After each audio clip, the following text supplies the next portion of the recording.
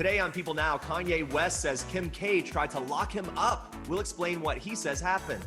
Elon Musk shares a new photo with his baby son. Plus, now I'm at the point where I'm kind of out working out him at this point. Ooh, I love it. It's been awesome. Ayesha Curry getting real about staying fit with her NBA star hubby, Steph Curry. And an expert explains how upskilling is the ultimate career move right now, plus advice on working remotely. All that and more today on People Now. Let's go.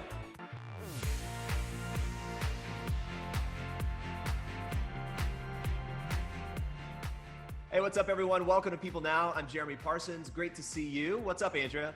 Hey, Jeremy. Yes, I'm Andrea Boehlke. I'm here in Wisconsin. We have a really exciting show for you today. I talked to Ayesha Curry all about Fitbit, working out with her husband, so that's really fun. But first, here's what you need to know and what's trending for your Tuesday. Kanye West has confirmed the release date and track listing for his upcoming album titled Donda. On Tuesday, the rapper shared a photo of the 12-song track list, along with a tweet that says, Donda coming this Friday. Last month, West announced that the project would be called God's Country, but now it's named after his late mother. Yeah, the big reveal comes after West went on a Twitter rant and accused his wife, Kim Kardashian West, of trying to, quote, lock me up. On Twitter Monday, he wrote, Kim was trying to fly to Wyoming with the doctor to lock me up, like on the movie Get Out, because I cried about saving my daughter's life yesterday. That was what he said. West is referring to the comments he made about his daughter North at his first campaign rally over the weekend. He revealed there that he and Kim considered abortion. In the string of tweets, he also called out Kim's mother, Kris Jenner. He tweeted, Kris, don't play with me. You and that Kanye are not allowed around my children. Y'all tried to lock me up. A few minutes later, he added, quote, Kim tried to bring a doctor to lock me up with a doctor. He also said, if I get locked up like Mandela, y'all will know why. West then asked both Kim and her mother to contact him. He even shared a screenshot of a text to his mother-in-law that read, this yay, you ready to talk now, or are you still avoiding my calls? During the rant, West touched on other subjects, including a mention of Kim's 2007 profile for Playboy, declaring that his children would never pose for the publication.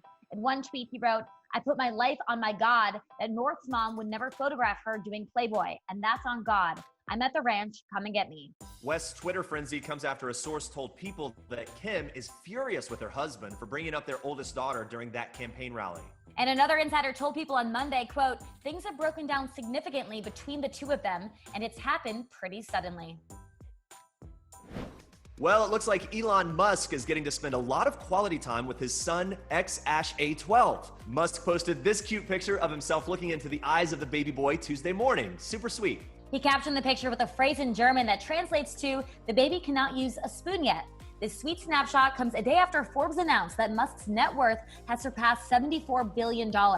And this means he is now the 5th richest person in the world. The tech mogul and his girlfriend, musician Grimes, welcomed their newborn son back in May. Now, this is the first child for Grimes, while Musk has 5 sons from a previous marriage. The couple was first romantically linked back in May of 2018, and in January, after weeks of speculation following a baby bump photo, Grimes confirmed that she was pregnant. Then in March, she confirmed that Musk was the father of the baby in a Rolling Stones digital cover story. Gisele Bündchen celebrated her 40th birthday with some never-before-seen pictures of her with her twin sister, Patty. The model posted a series of photos to Instagram on Monday and captioned the post, today, Patty and I get to celebrate 4 decades of being alive on this amazing planet. How lucky I was to be born with my twin and best friend. And she added, I'm grateful for every experience that has helped shape who I am today. All right, some really cute pictures here. Little Gisele and Patty in matching dresses. The little sisters twinning again with their favorite dolls. And here the girls are starting to learn their angles, which is very important. The two sisters are also having a wonderful time in front of what looks to be Linda Carter's Wonder Woman costume. That's pretty cool. And here, they're keeping it casual in matching denim and flip-flops, enjoying the great outdoors. The Brazilian beauties decided not to match for this one, Gisele rocking a casual white frock, and Sister Patty opting for a Kelly green strapless dress. And of course, it wouldn't be a trip down memory lane without a selfie. The sisters looking sun-kissed and surprised in this one. Happy birthday to both of them. All right, stay with us. Ayesha Curry is sharing how she incorporates healthy habits in her busy schedule and how you can too. It's coming up. All right, so our parent company, Meredith, recently launched a multi-platform and multi-generational personal finance brand for women. It's called Millie. I think this is such an amazing idea. Here to talk to me all about it and more is Millie's executive editor, Katie Hill. Hi, Katie. How's it going? Good. How are you? I'm great. So let's talk about Millie. What exactly is it? Why is this platform so important right now? So Millie is a financial platform for women. We talk about making money, spending money, talking about money, which is sometimes hardest of all. But we're a quarterly magazine, so we go to 1 million subscribers of Real Simple. We're also a website, millie.us, and launching on the 23rd is a newsletter too. Wow. So what other resources does Millie offer for people that are looking to save money and be maybe smarter financially, like me, because I'm actually really bad with money. So this is something that I really definitely need to look into. You have to read us. So the website is, we publish new content every day. We're hoping to help you save money, learn to invest money. I know a lot of people don't like to talk about investing and they're like, oh, that's boring. I promise it's not boring. We're gonna make it interesting. But yeah, so we have a weekly newsletter. We have this new content on our website. Our magazine goes to Real Simple. So there's a lot of different access points for Millie. I love it. It's a lot of resources there. I mean, let's talk about this. When the pandemic hit, a lot of companies had to shift to people working remotely. And even going back after the pandemic, whenever that is, it seems like some jobs will stay remote or at least partially remote. How does this actually help women in particular? So if you look at studies, women have said for forever, we've been saying we really would like to work remotely, at least part-time work remotely, but most women really couldn't do that. And that really is shifting. You're seeing companies say, hey, you know, our workers were remote. This actually worked. Why don't we let them do it more? So for women who are traditionally and still now often the caregivers of their families, right? They just having the ability to work remotely, like you could go grab your kids from school if you needed to without having to make a big thing and commute for an hour to leave your office. So I think it's really going to help them along those lines. And yeah, I mean, I just think this is a big shift that's going to be very positive for women. Absolutely. Will working remotely help other people as well, you think? Yeah, so think about the people who maybe are homebound, they can't leave their home either for a physical issue or mental health. Some people have severe anxiety. Working remotely would help all of those people. Plus it works anyone who's like, you know, I really want to be near my family, but say my job is in New York or San Francisco, so I can't. If we could all work remotely, maybe you could be near your family. We could help you take care of your family too. And depending on the job, it's doable, as we're seeing happen, you know? How do you think office culture will change following the pandemic? I think it's already changing, right? It's become more human, right? Like you've seen your boss's kids interrupt the Zoom call, the cats jumped on the computer, you see their bookshelves behind them, you're like, oh, that's what you like to read. So I think we now see people in our office as human beings, whereas before it was like, you work next to me, you work next to me. So I think that will be a really positive change. Yeah, so love the positive changes, but have there been any negative changes that you've noticed with the pandemic and working from home? Yeah, especially people who are entirely remotely now, there's this really big issue of loneliness, and you're really seeing that pop up. I mean, hopefully that will recover. Maybe you can work remotely sometimes and go into the office. Zoom fatigue, which we all know, right? Like I had 4 Zoom calls already this morning on like Zoom, you know? So there's little things like that. But I think loneliness is the big kind of negative that we're seeing with people just having like, hey, I really miss being able to chat with people in person.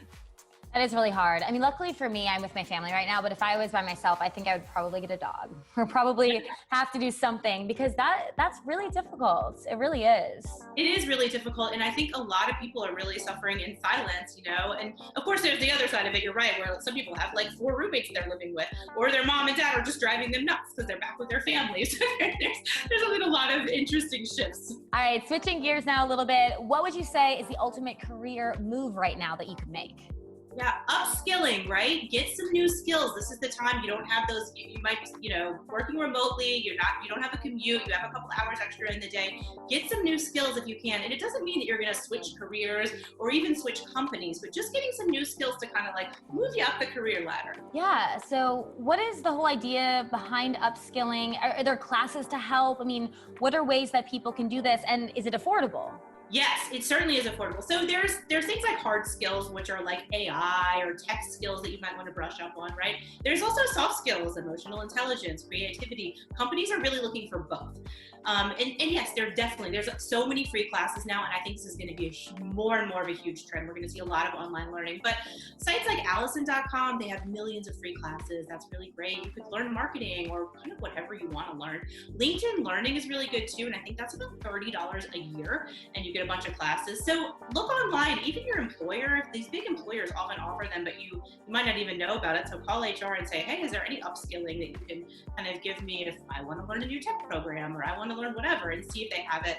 And then just do a Google if you can't find it. Sometimes those classes will just pop right up. Universities are offering them now sometimes. So it's a really good option. How do you strengthen your emotional intelligence? That's what I want to know. Are there classes for that? I think mine's pretty high, but I mean, I think I have a pretty good emotional intelligence. But I feel like you do. I feel like it's great. But I mean, for people that, because you mentioned it, I mean, if people would want to do that, well, where would they look? There are online classes for that. That's probably maybe a better one in person, to be honest, but it's still a really big skill. Like reading a room, right? You go into a meeting, you really do need to read a room, and probably there's reading a room on Zoom is probably a class now. I haven't investigated that, but you really do need to know how to read people, both for yourself, and then if you're leading people, you've got to figure that out. So I think that's an important thing. Creativity too, they say that's the number one soft skill that employers want right now. Again, you can take classes to boost creativity, which is pretty cool. Okay, because I was going to ask you, because you named a few skills here. Maybe what are the top 3 skills in demand right now by employers? So the hard skills are really almost all tech skills. There are really certain kinds of coding, AI, things like that. The soft skills, creativity, persuasion, emotional intelligence, those are all in the top. So there's really, I put them in those 2 buckets, but you really kind of need both often. And some people think, well, I don't have a tech job, so I don't need to learn tech skills. But every company has tech in them, right? And you probably need to communicate with your tech department at some point or another. So also not a bad skill to learn. Well, this has been so great. I want to know personally, what's been the best part for you working remotely, and what's been the biggest struggle? Well, I started this job remotely at Meredith. Yeah, this is a walk in the park. Never met my coworkers in person, none of them. So I know everybody on Zoom, which has been, it's been great. Like it's a whole new way of starting a job, right? So it's been funny. I recently read a story about it. I was like, oh my gosh, I don't know any of these people in person. I've never sat next to them and talked to them. So that's been interesting. And then what's your biggest struggle? Maybe, I guess the struggle would be probably learning about your employees. Yeah, you really have to relearn how to communicate because there's a lot of Slack, and it used to be that you would have Slack alongside human communication, so you could walk over and say, hey, I'm not sure I understood that, but now it's like, well, you need to, jump on a Zoom, or you need to figure out a new way to communicate that. So it's been interesting. Well, thank you for all these tips. I mean, I learned a lot here. I'm sure everyone watching has as well. Thank you, Katie, for stopping by. For even more financial content, check out their new channel on Real Simple at the website below.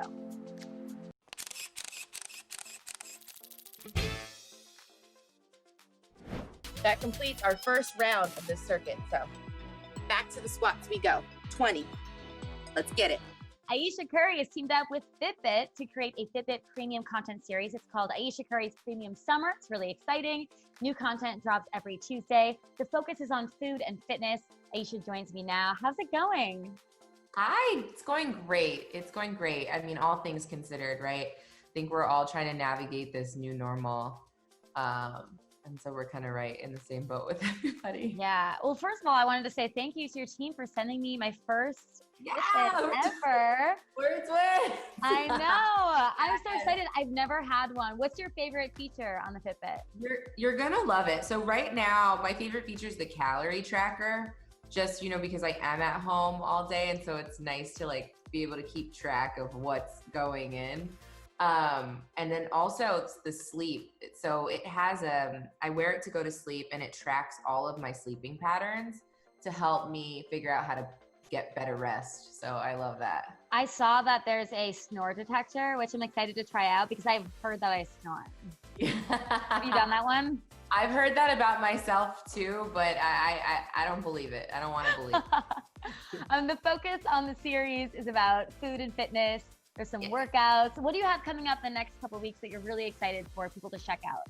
Yeah, so it's called the Premium Summer Series, and it's 4 simple, quick, easy workouts and 2 healthy recipes that I've been turning towards during this time. My fitness journey is relatively new. It's been about a year now that I've finally gotten into a rhythm. Yeah, what would you say is your biggest lesson or tip that you hope people take away from this series, especially if you're in isolation right now and it's kind of harder to work out? Yeah, I think it would just be to be gentle with yourself and kind to yourself and not so hard, because this is new for everybody, what we're all going through right now. And I think that's why I love partnering with Fitbit so much, is because this is extremely true to my life right now, and it's helped me to not panic so much and to keep track of everything. You're looking so fit. Thank you. It's been a journey. I always said when we were done having kids, I would try and go full speed ahead. And it's taken a little bit longer than I expected. which I think is another thing, like, especially for moms out there to just like be patient with themselves, because it took me a long time. It's taking me a long time. Well, speaking of being a mom, we hear that your children got you a Fitbit for Mother's Day. They did. Were they so excited? They were so excited. So the kids and my husband got me the Fitbit. And at first I was a little skeptical. And then honestly, like within less than a day, I had fallen in love with it. Yeah, has your husband or your kids joined in on the workouts with you? Yes. Yeah? Yes. Do they love it? Yes. So that's been really fun for me right now because there's no basketball season for him. And so we've kind of been each other's accountability partners during this time. And so it's been really fun to watch myself keep up with him because I never thought I could. And now I'm at the point where like, I'm kind of out working out him at this point. Ooh, I love it. It's been awesome. And because he's not playing right now, he's been home a lot. Have you learned anything new about him during this time? Yes, I've learned that he's extremely messy. So. Oh, you just learned that now? Yes. I think I've seen like these like viral memes of people like mimicking their husbands, and they'll like open the fridge, take something out, and then go to close back the door and be like, I'm just gonna leave it open and walk away. Oh. He's that guy. Speaking of the kids, obviously this is a really difficult time. You know, kids don't know if they're going back to school or not. How are they handling all of that? We're lucky in the sense that they're still so young, and so they know exactly what's going on right now, but I don't think they've processed like us telling them, hey, you might not go back to school. There's no tears, there's no sulking, because they don't really understand yet what that really means. Also, July is a very busy month for your family because all of your kids, all three of them are born in July, right? All three of them. Do you have separate birthdays? Is it all in one? I mean, is it a good thing that they're close together? It is typical during our typical, norm in life. It's when my husband has off season. So it is kind of nice that all the kids are at a time when we know that he's home. But this year we celebrated Cannon's birthday on his own because he's our boy. And then the girls, we did a little joint birthday cake.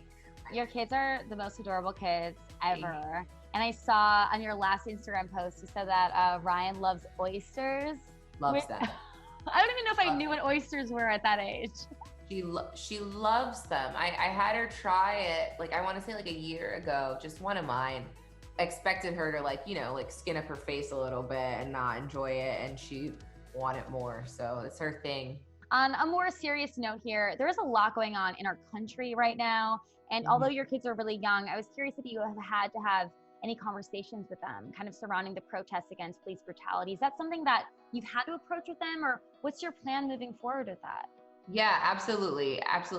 This is something we've tackled, head on, because I feel like that's the way you bring about change. Just, the children really are our future, and making sure that we're instilling in them exactly what we want to see in the world. And so not really sugarcoating anything. They're completely aware of what's going on. We brought our daughter, our oldest, our 8-year-old, to a protest with us, and she was asking the questions, and I could tell that she was like really taking in what was going on, and she has a great understanding, and she gets that things need to change. And then last thing, I mean, what are your thoughts on the future of the country and where everything is going? Are you hopeful? I think I always have a sense of hope, just because I'm a woman of faith and I'm a praying woman, and so that's always in the forefront. Hope is always in the forefront for me.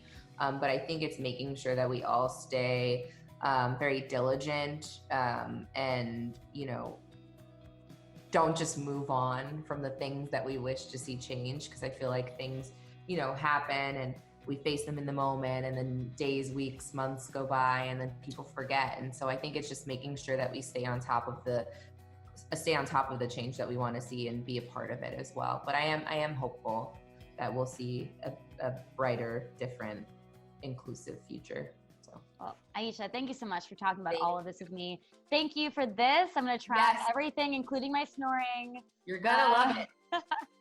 And everyone, you can check out Ayesha Curry's Premium Summer. It's on Fitbit Premium. Make sure you check it out. All right, coming up tomorrow, all the highlights from this week's issue, including an exclusive with singer Ellie Goulding. Plus, we are joined by makeup artist Charlotte Tilbury. So grab your makeup brushes. She is showing us how to do one jaw-dropping summer beauty look, and I'm totally obsessed with her. I love her so much. All right, thank you so much for watching. We'll see you back here tomorrow.